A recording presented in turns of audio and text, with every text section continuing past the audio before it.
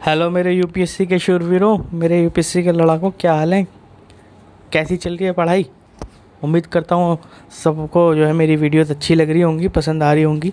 उनसे आपका थोड़ा बहुत फ़ायदा भी हो रहा होगा, इन्फॉर्मेशन आपको मिल रही होगी, हिस्ट्री के बारे में आपको जो है अंडरस्टैंडिंग भी डेवलप हो रही होगी। और अब तो जो है हिस्ट्री में इंटरेस्ट आना भी शुरू हो गया होगा। ठीक है, अगर किसी को कोई डाउट हो, किसी को कुछ लगता है कि कोई फैक्ट छूट गया है या कोई इन्फॉर्मेशन नहीं मैं कवर कर पाया हूँ, तो उसके लिए आप एक काम कर सकते हैं, कमेंट में आप लिख सकते हैं कि ये पर्टिकुलर पॉइंट जो है वो उसके बारे में जानना है आपको, तो मैं उसके बारे में अलग से कोई एक वीडियो डाल के या कमेंट में लिख के भी आपको जवाब दे सकता हूँ। उसके लिए अलग से भी वीडियो मैं बनाकर इसमें लेक्चर आपको अपलोड कर सकता हूँ। ठीक है, सबसे पहले तो आप ये काम कीजिए कि मेरी इस वीडियो को लाइक कीजिए, हमारे इस चैनल को जिसका नाम है हेल्पिंग ब्रेन्स, इसको सब्सक्राइब करें। और जब इतना करोगे तो भैया बेल आइकन भी आप प्रेस ही कर दो, क्योंकि बेल आइकन को प्रेस करने के बाद क्या होगा कि आपको जो हमारी जो नेक्स्ट वीडियोस हैं, आने वाली अगली सारी वीडियोस की नोटिफिकेशन मिलती रहेगी। आपको पता लगता रहेगा कि हमने कौन कौन सी वीडियोस अपलोड की हैं। ठीक है, हमारे जो दूसरे और भी साथी हैं वो भी बहुत अच्छी अच्छी वीडियोस अपलोड कर रहे हैं। आपको कंप्यूटर के बारे में बहुत सारी इन्फॉर्मेशन दी जा रही है, कंप्यूटर के बारे में भी जो है लेक्चर डाले जा रहे हैं। उसके अलावा करंट से रिलेटेड जितने भी टॉपिक्स हैं उनके बारे में बहुत ही डिटेल में समझाया जा रहा है। तो उन सभी वीडियो को भी आप एक बार देखें ज़रूर, क्योंकि सारी की सारी चीज़ें, सारी की सारी जो लेक्चर्स हैं वो आपके कंपटीशन में बहुत इंपॉर्टेंट रोल प्ले करने वाले हैं। तो किसी को भी कोई डाउट नहीं होना चाहिए कि आप क्या कर रहे हो। आप लोग बहुत अच्छी जगह पर हो, बहुत अच्छी वीडियोस आप देख रहे हैं, तो प्लीज़ इसी हौसले को कंटिन्यू करके हम आगे पढ़ाई करेंगे। और इसके लिए सब्सक्रिप्शन बहुत ज़रूरी है, प्लीज़ सब्सक्राइब करें और पूरी वीडियो को शुरू से लेके एंड तक देखें और अंडरस्टैंडिंग एक डेवलप करें।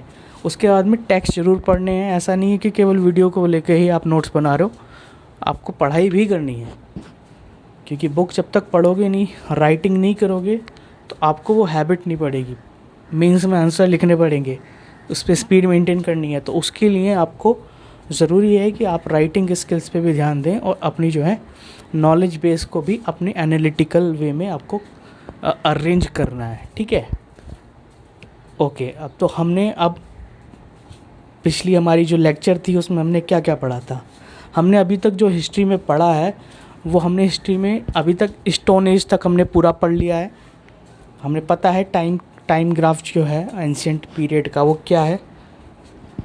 सबसे पहले तो हमारा आता है old stone age, palaeolithic age, फिर आती है मीज़ोलिथिक एज जिसको मिडल स्टोन एज बोलते हैं। उसके बाद आती है न्यूलिथिक एज, न्यूलिथिक एज यानी कि न्यू स्टोन एज। ठीक है, जब ये स्टोन एज ख़त्म हो जाती है हमारे पास पता है, फिर हमारे पास आती है चालकोलिथिक एज। चालकोलिथिक एज जिसको हम कॉपर एज भी कहते हैं, जिसमें कॉपर ब्रॉन्ज एज भी कहते हैं, जिसकी बिगिनिंग को हम स्टोन कॉपर एज भी कहते हैं। ठीक है, हमें पता लगा कि ह्यूमन जो डेवलपमेंट है अब वो यहाँ तक आ गई है कि हम मेटल का यूज़ करने लगे हैं, मेटलर्जी करने लगे हैं हम, मतलब इंजीनियरिंग की शुरुआत हो चुकी है हमारे पास। ठीक है, अब ब्रॉन्ज एज में ही एक पैरेलल एज थी हड़प्पा कल्चर जो था वो ब्रॉन्ज एज के पैरेलल था। ये क्वेश्चन भी आ चुका है यूपीएससी में। एक स्टेटमेंट थी, क्वेश्चन में एक स्टेटमेंट दी थी कि हड़प्पा कल्चर जो था वो चालकोलिथिक एज के पैरेलल जो है वो एक सिविलाइजेशन डेवलप हो रही थी। ठीक है, तो ये क्वेश्चन, ये स्टेटमेंट सही है, पूछा गया था ये स्टेटमेंट सही है कि नहीं है, तो ये स्टेटमेंट सही है। यूपीएससी का क्वेश्चन है, मैं आपको बाद में बताऊंगा कि कौन से एग्ज़ाम में ये क्वेश्चन आया था, बट यूपीएससी के प्रीलिम्स का क्वेश्चन है ये। ठीक है, तो उसके बाद में हमने हड़प्पा सभ्यता जो थी, हड़प्पा सिविलाइजेशन जो थी, जो इंडस वैली सिविलाइजेशन जिसको हम बोलते हैं, उसके बारे में हमने लास्ट लेक्चर में स्टार्ट कर दी थी, बिगनिंग हो गई थी हमारी। तो हड़प्पन सिविलाइजेशन के बारे में हम बात करेंगे। तो उसके बारे में सबसे पहला जो इम्पोर्टेंट पॉइंट है वो ये है कि 1921 में एक हड़प्पा जगह है वेस्ट पाकिस्तान में। वहाँ पर हमें पहली बार इसके अवशेष, इसके जो एविडेंस मिले कि जो पूरी सिविलाइजेशन थी जिसका नाम बाद में हमने इंडस वैली सिविलाइजेशन रखा।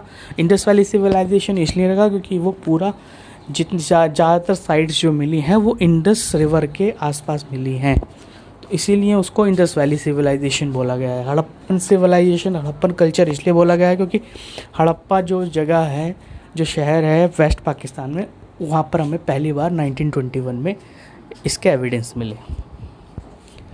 ये इम्पोर्टेंट पॉइंट है, इसको याद कर लीजिए। 1921 सीधा क्वेश्चन है, ये क्वेश्चन आता है तो ये गलत नहीं होना चाहिए किसी भी एग्ज़ाम में।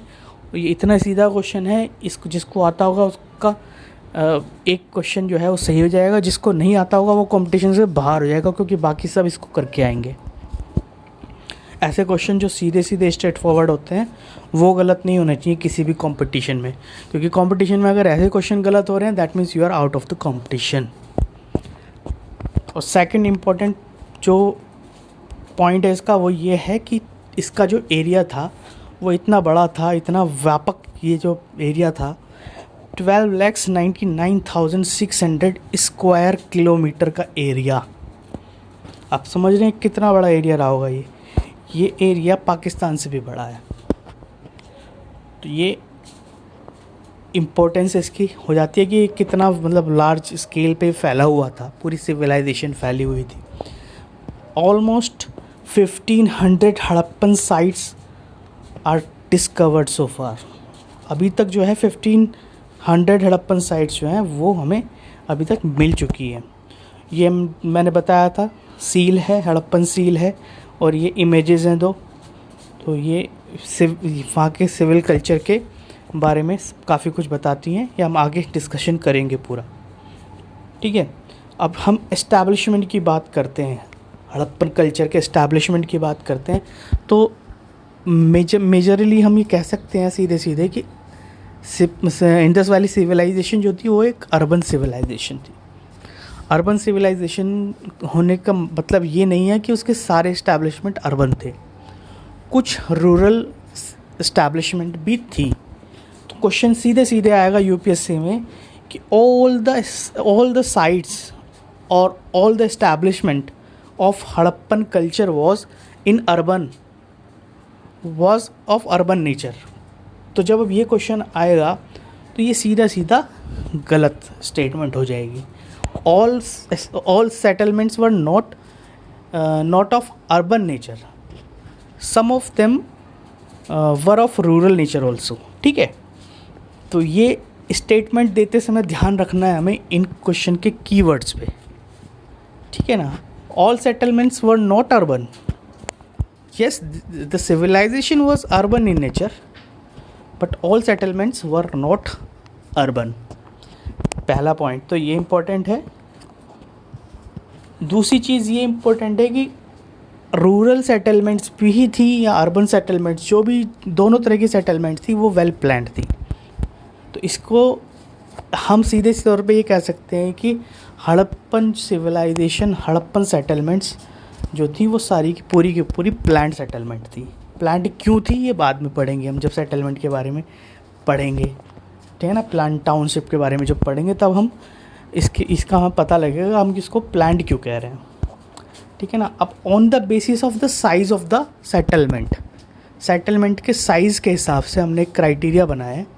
हमने देखा कि हमारे पास जो साइट्स अवेलेबल हैं, जो हमें मिली हैं, एविडेंस जो प्राप्त हुए हैं साइट्स के, वो साइट्स जो हैं हमें टोटल हम उनको पाँच भागों में डिवाइड कर सकते हैं, 5 पार्ट्स में डिवाइड कर सकते हैं अकॉर्डिंग टू देयर साइज़। अब हमने क्या किया, 80 जैसे 80 हेक्टेयर है, 80 हेक्टेयर एरिया को जो है हमने एक मार्क बनाया। 80 हेक्टेयर एरिया के ऊपर के जितनी भी सेटलमेंट्स हैं उनको हमने लेवल 1 सेटलमेंट बताया। उसके बाद में 10 से 50 हेक्टेयर का जो एरिया है उसके बीच के सेटलमेंट्स हैं उनको लेवल 2 बताया, और 5 to 10 हेक्टेयर्स के बीच का जो एरिया है वैसे सेटलमेंट्स को हमने लेवल 3 बताया। 1 से 5 हेक्टेयर के बीच का जो एरिया है वैसी सेटलमेंट्स को हमने लेवल 4 बताया, और 1 हेक्टेयर से जो छोटी सेटलमेंट्स थी जिनका एरिया 1 हेक्टेयर से कम था उन सारी सेटलमेंट्स को हमने लेवल 5 में रखा है। तो जाहिर सी बात है लेवल 1 जो साइट्स हैं, लेवल वन जो सेटलमेंट्स हैं वो बहुत इंपॉर्टेंट रही होंगी। तो लेवल 1 जो सेटलमेंट्स हैं ऐसी हमारे पास 5 सेटलमेंट मिलती हैं जिनका एरिया जो था 80 हेक्टेयर से ज़्यादा था। ठीक है। उसमें हमारी अगर हम डिक्रीजिंग ऑर्डर में बात करें तो मोहनजोदारो, हड़प्पा, धलेवान, राखीगढ़ी और गनवेरी वाला, ये जो पूरा का पूरा जो ये डिक्रीजिंग ऑर्डर है as per the size of this settlements, इसको लेके जो है यूपीएससी बहुत खेल खेल सकता है। जैसे वो अरेंज करने के लिए दे दे प्रीलिम्स में, ऑब्जेक्टिव क्वेश्चन में। ठीक है, हो सकता है वो सीक्वेंस इंक्रीजिंग ऑर्डर में दे दे या डिक्रीजिंग ऑर्डर में दे दे। तो ये इसको याद रखना बहुत ज़रूरी है। दूसरा सीधा क्वेश्चन इसमें ये बन सकता है कि सबसे बड़ी जो सेटलमेंट है वो मोहनजोदारो है। ठीक है, तो इसमें वो हो सकता है इसको सिंगल सीधा क्वेश्चन पूछ ले कि Harappan culture, the largest settlement as per area of the Harappan culture was Mohenjodaro.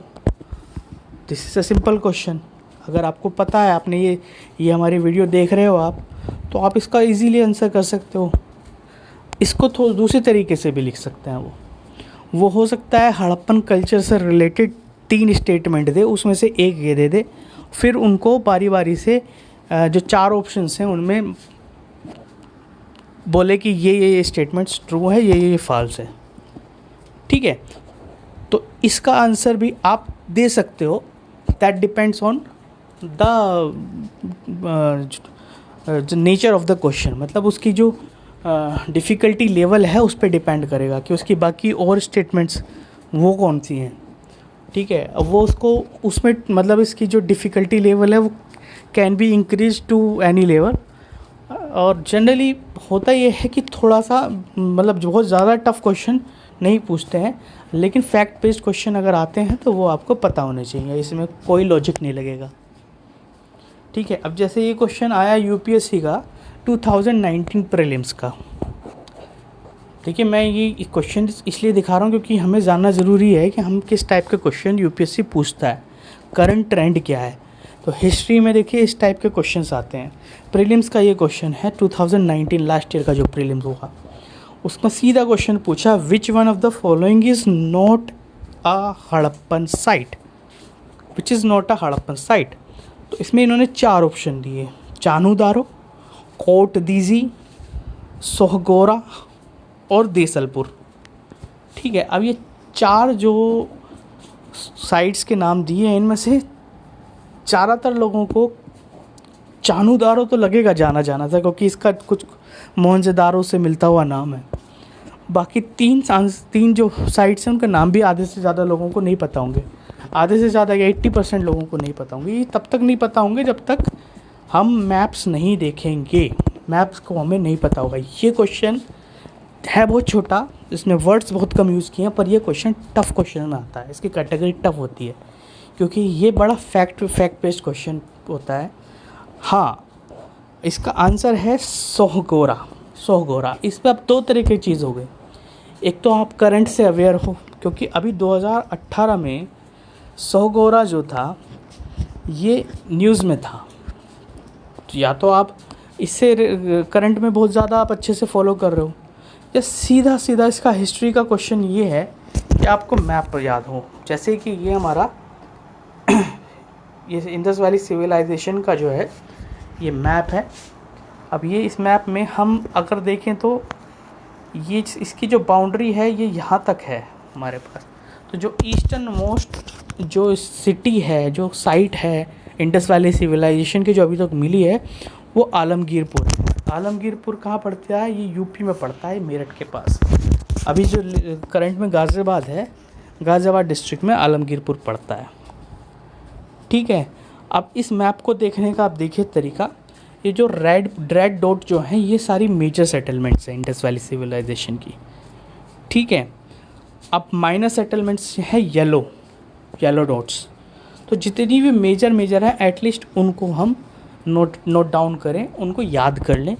एक बार मैप ज़रूर देखें बार बार, और मैप देखिए क्या है, एक एटलस ज़रूर रखिए अपने पास, है ना, या तो ऑक्सफोर्ड की रखें या ब्लैक स्वान की रखें, किसी भी कंपनी की एक स्टूडेंट एटलस ज़रूर रखें, और कुछ ब्लैंक मैप्स भी अपने पास रखें।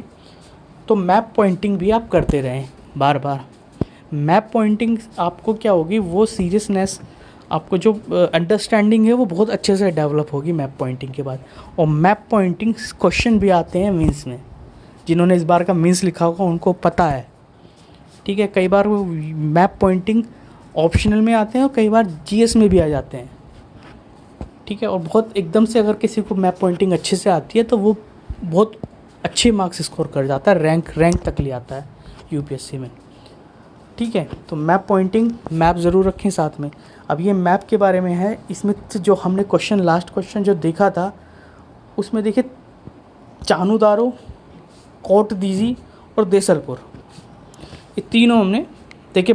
मोहनजोदारो है सबसे बोल्ड लेटर में जो है, ठीक है। मोहनजोदारो के जस्ट नॉर्थ में देखिए कोटदीजी हो गया, और जस्ट साउथ में चानूदारो हो गया। 2 सिटीज़ हमें पता लग गई पाकिस्तान में। और जो देसलपुर है ये आप देखेंगे गुजरात में, ठीक है ना, धोलावीरा के साउथ में।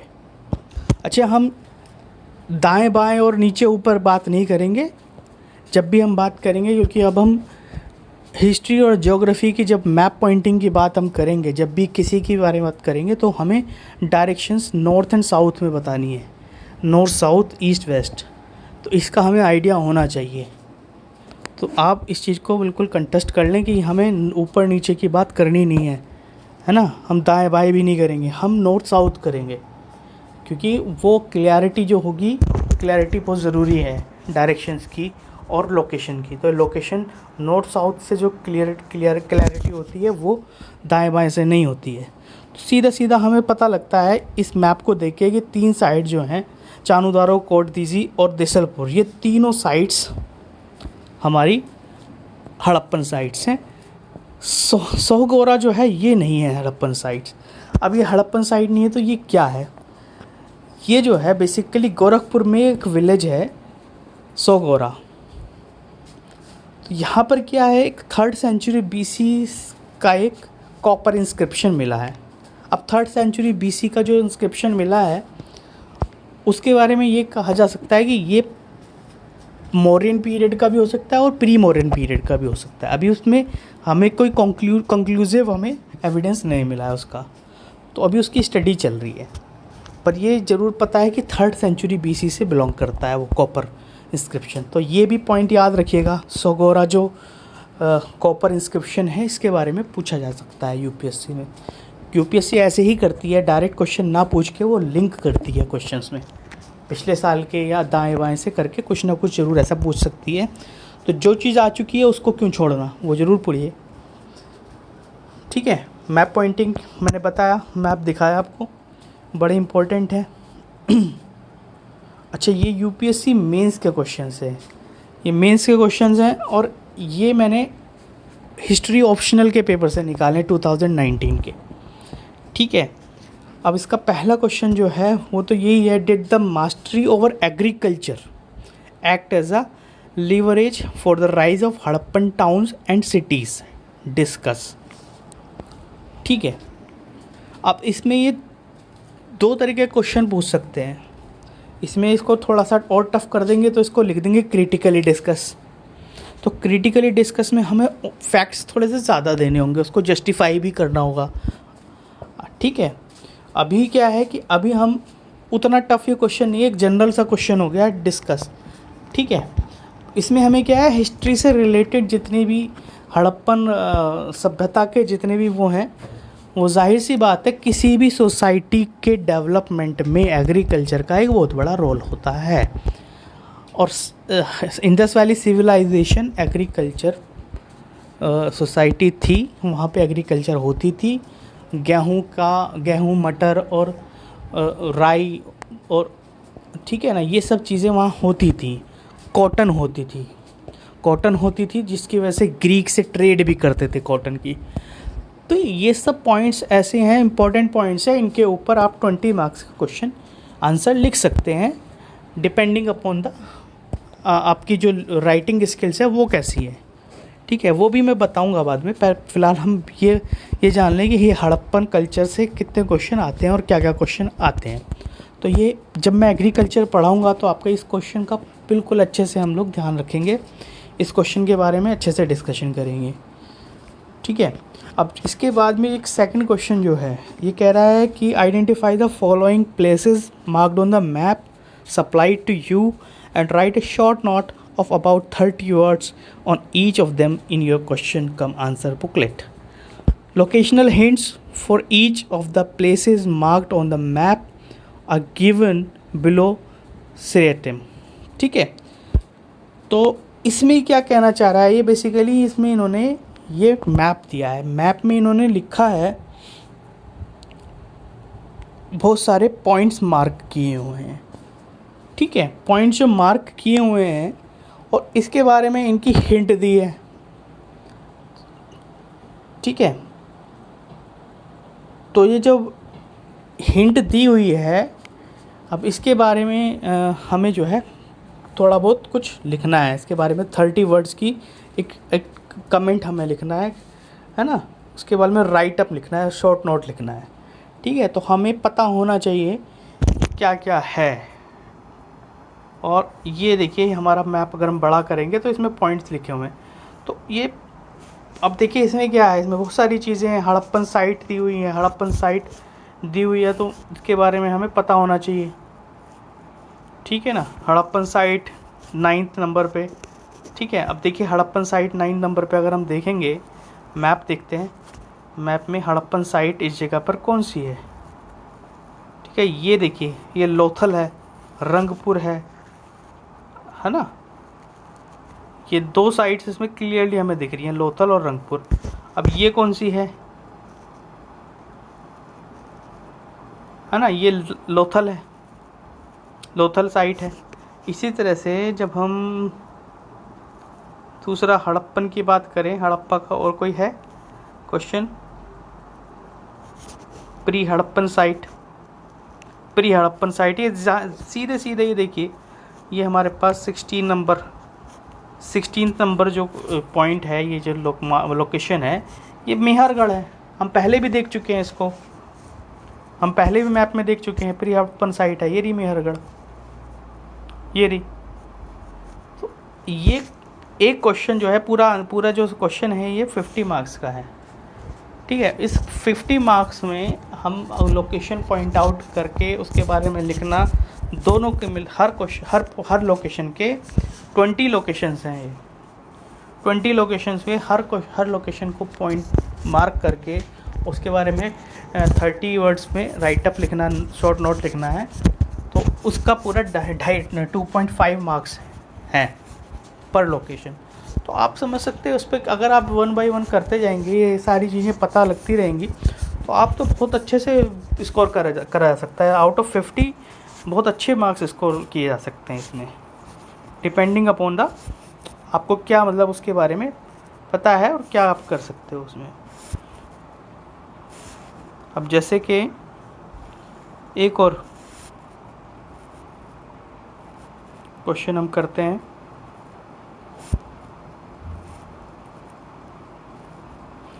हाँ, ये rock cut cave sites, rock cut cave site जो है, अब 9th ये 11th नंबर पे है ये रॉक कट केव साइट। तो रॉक कट केव साइट यहाँ पर क्या, ये महाराष्ट्र में है, अजंता। ठीक है, अजंता है। उसके बाद में अगर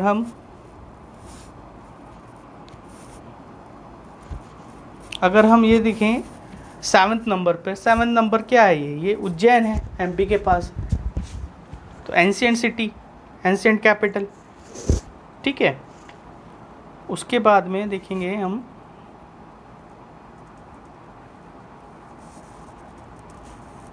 ये 13 नंबर पे, 13 नंबर पे फेमस टेम्पल साइट मदुरई। तो हमें पता है ये, तो ये बहुत सारी चीज़ें ऐसी हैं जो चालकोलिथिक पीरियड साइट, ये है 18 नंबर।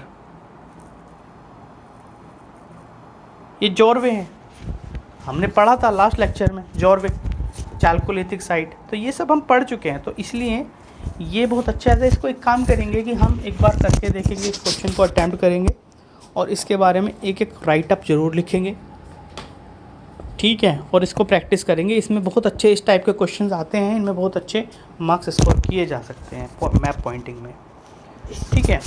अब हम हड़प्पन कल्चर के जो कुछ सिटीज़ हैं, जो साइट्स हैं, उनके बारे में बात करते हैं। जैसे चानूदारो है, ये मोहनजोदारो के 130 किलोमीटर साउथ में है, ठीक है। लोथल जो है गल्फ़ ऑफ कैम्बे गुजरात में है, लोथल पॉइंट पर भी हमने देखा भी था। कालीबंगन नॉर्थ राजस्थान में पड़ता है। बानीवाल हिसार में पड़ता है हरियाणा में। ये देखिए, ये फिर से आप देखिए, हरियाणा में अब बनवाली, और ये रोपड़ जस्ट ऊपर है उसके, बनवाली के, कालीबंगन, और उसके अलावा लोथल हमने देख ही लिया अभी यहाँ पर, ठीक है, चानूदारो। तो ये सब चीज़ें मैप्स के थ्रू हम साइट्स का पता लगा सकते हैं, तो ये बहुत ज़रूरी है। धोलावीरा कच्छ में पड़ता है। ये जो है बेसिकली जो ये साइट है धोलावीरा की, इससे हमें हड़प्पन फोर्टिफिकेशन के बारे में पता लगता है, ठीक है। अच्छा, यहाँ पे क्या है, धोलावीरा में हड़प्पा कल्चर के टोटल 3 फेजेज़ हैं, तो तीनों फेजेज़ जो हैं वो इस साइट पे हमें जो है उसके एविडेंस मिलते हैं, प्रमाण मिल रहे हैं। और राखी गढ़ी में भी, हरियाणा में राखी गढ़ी जो है वो भी एक साइट है, वो भी वहाँ पे भी हमें जो एविडेंस मिल रहे हैं उसमें भी तीनों फेजेस के बारे में पता चल रहा है। अच्छा, अब हम प्लानिंग की बात करते हैं। Why we call Harappan culture a planning settlement, ठीक है ना। अब हम इसमें क्यों कहते हैं, क्योंकि यहाँ पे जो हमें टाउन प्लानिंग के सिस्टम का इसका पता लगता है, ठीक है ना। अब मोहनजोदारो और हड़प्पा दोनों ही एक्रोपोलिस थे अपने इनके, और सिटाडेल थे, है ना। सिटाडेल मतलब एक पूरी तरह से एक फोर्टिफाइड सिटी की तरह काम वर्क करते थे। फोर्टिफाइड मतलब उसकी 4 दीवारी थी, बिल्कुल अंदर उसके सिटीज़ डेवलप की गई थी, है ना। These citadels were probably occupied by members of ruling class. Ruling class का जो मेंबर होता था वो इनको जनरली ऑक्यूपाई करता था सिटाडेल को। जैसे बाद में लेटर स्टेजेस में किले बनाए गए हैं, किले भी रूलिंग क्लास के लिए ही बनाए जाते थे, उसी तरह से यहाँ पर भी हमें इसके एविडेंस मिलते हैं। अच्छा, जो कॉमन पीपल थे वो कहाँ रहते थे, वो ब्रिक हाउसेस में रहते थे। ब्रिक हाउसेस, जो ब्रिक्स थी वो बेक्ड ब्रिक्स थी, अब इसके बारे में भी आगे मैं बताऊँगा। बेक्ड ब्रिक्स थी, और ये अभी इससे पहले क्या था कि इससे पहले तक हमें जो थी मड ब्रिक्स के हाउसेस मिले थे पहले, अब हमें जो है बेक्ड ब्रिक्स के भी मिलने लगे, यानी कि ईंट के भट्टे जो होते हैं वो भी टेक्निक वहाँ पे अभी तक आ चुकी थी हमारे पास, ठीक है। अब ये ग्रिड सिस्टम था सिटीज़ में, ग्रिड सिस्टम था, ये बहुत रिमार्केबल था अपने आप में। इतनी एंशिएंट सिविलाइजेशन में ग्रिड सिस्टम से प्लान करके डेवलपमेंट किया गया है सिटीज़ का, ये बहुत इंपॉर्टेंट पॉइंट है। उसके बाद में जो रोड्स थी वो आपस में 90 डिग्रीज पे कट करती थी, राइट एंगल्स पे कट करती थी, और सिटीज़ जो थी वो बहुत सारे ब्लॉक्स में डिवाइड की गई थी। तो ये एक नीचे जो है इसकी हमें ये एक टाउन प्लानिंग का एक हमें जो इमेज दिखाई गई है, ये हड़प्पन जो कल्चर था उसकी सिटी जो प्लान थी, टाउन प्लानिंग का एक बहुत जीता जागता सबूत है। उसके बाद में जो है हड़प्पा और मोहनजोदारो में जो है बड़ी ऊंची बिल्डिंग्स भी मिली हैं, ठीक है। अच्छा, मोहनजोदारो में जो है वो बहुत ज़्यादा मिली हैं इस टाइप की बड़ी बिल्डिंग्स, हड़प्पा में उतनी नहीं मिली हैं। अच्छा, सबसे इम्पोर्टेंट जो पब्लिक प्लेस है मोहनजोदारो का वो है ग्रेट बाथ। ग्रेट बाथ पे बहुत क्वेश्चन आ सकते हैं, बड़ा इम्पोर्टेंट प्लेस है, ठीक है। प्रीवियस यूपीएससी एग्ज़ाम्स में आ चुके हैं, एसएससी वगैरह में भी आते रहते हैं ग्रेट बाथ पे क्वेश्चंस, ठीक है ना। तो ग्रेट बाथ ये हमारी जो इमेज है ग्रेट बाथ की, राइट में जो आप देख रहे हैं स्लाइड के, तो ये क्या था, इसमें एक टैंक था, पानी का वाटर टैंक था, जिसकी जो इसकी डायमेंशंस थी वो 11.88 metres, cross 7.01 metres and 2.43 metres, ये इसका वॉल्यूम था, जो टैंक था। इसके साइड में रूम, जो क्लॉथ चेंज करने के लिए रूम भी दिए हुए थे, ठीक है ना। अब इसका जो फ्लोर था वो बर्न्ट ब्रिक्स से बनाया हुआ था, बेक्ड ब्रिक्स से। तो ये इंपॉर्टेंट पॉइंट है कि ब्रिक्स जो थी यूज़ की गई थी बेक्ड ब्रिक्स, ठीक है। और वाटर जो था वो एक बड़ा सा कुआं था, लार्ज वेल था एडजेसेंट रूम में, वहाँ से वो वाटर ड्रॉ करते थे। मतलब इसका मतलब जो ट्यूब वेल की जो वहाँ पे जो उसको पानी निकालने की जो टेक्निक है वो भी आ गई थी उस समय तक, ज़मीन से पानी निकालने की, ठीक है। अब आउटलेट जो उसका कॉर्नर था बाथ का, उसके वहाँ से ना एक आउटलेट बनाया हुआ था जिससे कि पानी ड्रेन हो जाए बाहर। ये भी एक अपने आप में मतलब ड्रेनेज की उनको नॉलेज हो गई थी वहाँ पर। तो ये इसकी सारी चीज़ें पूरी तरह से बताती हैं कि एक प्लान्ड डेवलपमेंट हुआ है और ये हड़प्पन कल्चर पूरी तरह से प्लान्ड था। तो सर्व्ड रिचुअल बाथिंग। अब ये जो बाथ था बेसिकली पब्लिक बाथ जो था वो क्या किस लिए था, वो रिचुअल बाथ था। मतलब अब वो इसका इससे क्या मतलब, इससे मतलब ये निकलता है कि जो इंडस वैली सिविलाइजेशन के जो लोग थे उस पीरियड के लोगों के रिलीजियस बिलीफ्स थे, और रिलीजियस बिलीफ्स की वजह से ये क्लियर कट हमें पता लगता है कि जो इंडस वैली सिविलाइजेशन थी एक रिलीजियस सिविलाइजेशन थी, उनके अपने बिलीव्स थे रिलीजियस, ठीक है ना। इसमें साफ लिखा हुआ है कि which has been so vital to any religious ceremony in India. तो रिलीजियस सेरेमनी के बाद में वो ये पहले जो है उससे ये बात लेते रहे होंगे, ठीक है। अब जो सिटीज़ थी उसमें ग्रैनरीज भी थी। ग्रैनरीज बेसिकली क्या क्यों इस्तेमाल होती थी। ग्रैनरीज में जनरली जो फूड ग्रेन्स थे या एग्रीकल्चर प्रोडक्ट्स थे, गुड्स थे, वो स्टोर करके रखते थे। तो मोहनजोदारो में जो ग्रैनरी मिली है वो सबसे बड़ी ग्रैनरी मिली है। उसकी डायमेंशन 45.71 मीटर इंटू 15.23 मीटर। तो अभी तक की सबसे बड़ी जो ग्रैनरी मिली है वो मोहनजोदारो में मिली है। हड़प्पा में जो है हमने छः ग्रैनरी हमें मिलती हैं हड़प्पा में। अच्छा, ग्रैनरी के जो साउथ में जो है सर्कुलर ब्रिक प्लेटफॉर्म का सर्कुलर ब्रिक प्लेटफॉर्म का एक रो मिलती है, ठीक है। Harappa also shows 2 roomed barracks भी हमें मिले हैं। वो किसके लिए मिले हैं, वो लेबरर्स को और अकोमोडेट करने के लिए हमें मिले हैं, ठीक है। यानी कि डबल स्टोरी हमें 2 रूम्ड बैरक्स, हमें डबल स्टोरी नहीं 2 रूम्ड बैरक मिले हैं, ठीक है। अब कालीबंगन में हमें क्या है कि सदर्न पार्ट में ब्रिक प्लेटफॉर्म मिला है। तो हमें ब्रिक प्लेटफॉर्म मिलने से हमें ये क्लियर हो गया सदर्न पार्ट में कि वहाँ पे भी ग्रैनरी रही होगी। अच्छा, अब ये इम्पोर्टेंट फिर से मैं वही बात बता रहा हूँ कि जो बेक्ड ब्रिक है वो यूज़ की गई हैं हड़प्पन कल्चर में पूरे हर जगह। तो बेक्ड ब्रिक्स का मतलब ये है कि हमारे पास वो टेक्नोलॉजी आ गई थी जिससे हम बेक कर सकें ब्रिक्स को, यानी कि हमारे पास भट्टियों की हमें वो आ गई थी, नॉलेज हो गई थी।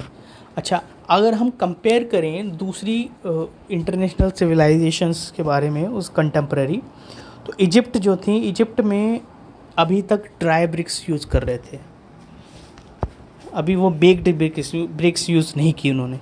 मेसोपोटामिया की जो सिविलाइजेशन थी उसमें हमने बेक्ड ब्रिक्स के प्रमाण मिलते हैं, एविडेंसेस मिलते हैं, लेकिन वो बड़े छोटे पैमाने पर है, बड़े छोटे स्केल पर है as compare to Harappan civilisation, ठीक है। अब उसके बाद में ड्रेनेज सिस्टम की हम बात करते हैं। ये देखिए ड्रेनेज, ये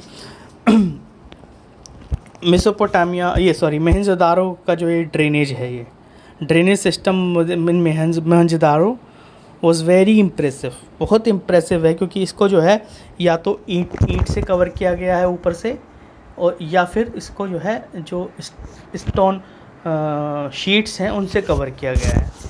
almost all cities every house had on courtyard and bathroom लगभग हर घर में बाथरूम मिलता है।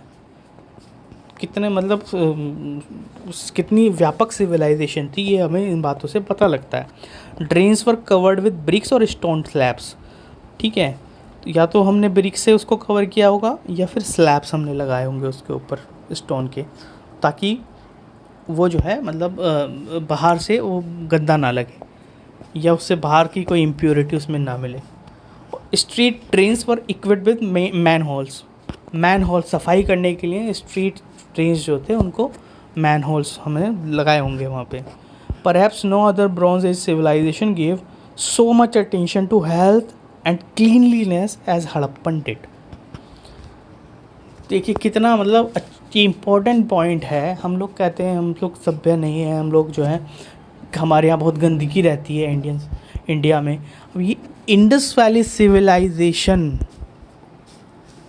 में हम लोग क्लीनलीनेस, मतलब उस समय हमने झंडे गाड़े हुए थे क्लीनलीनेस पे, आज की डेट में हम कहाँ आ गए हैं। तो we are getting down, we are not developing, we are actually getting down. तो हमें बताना पड़ता है, हमारे जो लीडर्स हैं, हमारे प्राइम मिनिस्टर को बताना पड़ता है क्लीनलीनेस के लिए स्वच्छ भारत मिशन हमें चलाना पड़ता है। तो ये अपने आप में एक बड़ी शर्म की बात है हमारे लिए, हम कहाँ से कहाँ आ गए। ठीक है, कितना इम्पोर्टेंट, किसी भी दूसरी सभ्यता में ब्रॉन्ज एज में इतनी अटेंशन हेल्थ एंड क्लीनलीनेस को नहीं दी जितनी हड़प्पन सिविलाइजेशन दी। बहुत इंपॉर्टेंट पॉइंट्स हैं ये सब, ये बहुत ज़रूरी है जानने हमें अपने बारे में। अब एग्रीकल्चर की हम बात करें, बहुत इंपॉर्टेंट चीज़ आती है एग्रीकल्चर। एग्रीकल्चर में अभी हम आज हम इंडस वैली के क्षेत्र को देखेंगे तो हम देखेंगे वो बहुत ज़्यादा फर्टाइल एरिया अभी फ़िलहाल नहीं है। एक ज़माने में बहुत फर्टाइल एरिया था।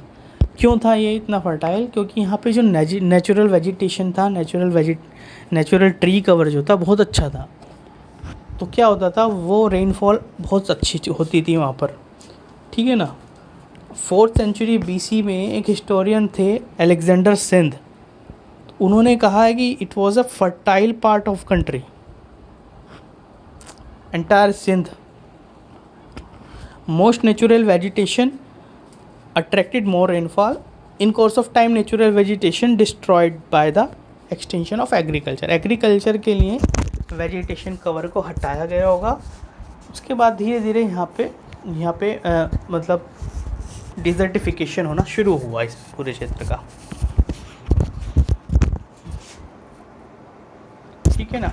प्लवशेर की बात हम करते हैं। प्लवशेर बहुत कम एविडेंस मिलते हैं, ठीक है, लेकिन राजस्थान वाला जो एरिया है यहाँ पर हमें मिलते हैं प्लवशेर के एविडेंस। बट वो प्लवशेर वुडन प्लवशेर था, ठीक है ना। पर हमें ये नहीं पता कि वो प्लवशेर उससे बैल जोतता था उसको या इंसान खुद जोतता था उसको उससे, ठीक है। अब चैनल्स और canal irrigation seems to have been absent. Canal और चैनल्स इरिगेशन जो थी वो उस समय हमें उसके एविडेंस नहीं मिलते हैं। तो इसका मतलब क्या हुआ कि बेसिकली यहाँ पे ऑलरेडी नेचुरल फ्लड प्लेन था ये पूरा, तो नेचुरल जो इरिगेशन थी उसी से काम चलाया लोगों ने, ठीक है ना। फूड ग्रेन्स जो हम ग्रो करते थे उनमें थे वीट, बार्ले, राई और पीस।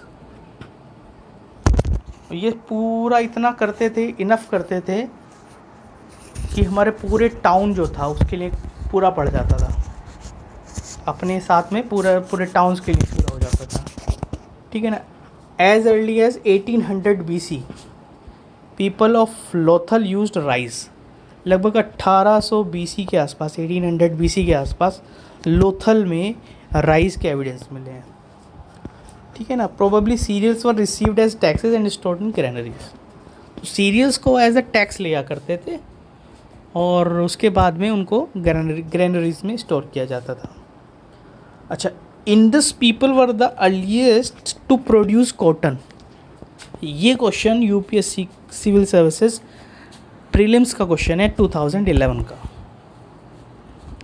ठीक है, ये आया हुआ है। ये सब इम्पोर्टेंट पॉइंट्स हैं, इनको मैं बता रहा हूँ आपको, नोट कर लीजिए, कहीं ना कहीं घूम फिर कर किसी न किसी एग्ज़ाम में आ जाएंगे। और ये चीज़ें ऐसी हैं, अगर आपको पता है आप तुरंत टिक करके आओगे, तुरंत सही करके आओगे क्वेश्चन, ये आपके कंपटीशन में एकदम से जंप कर देंगे, आपको ऊपर ले आएंगे।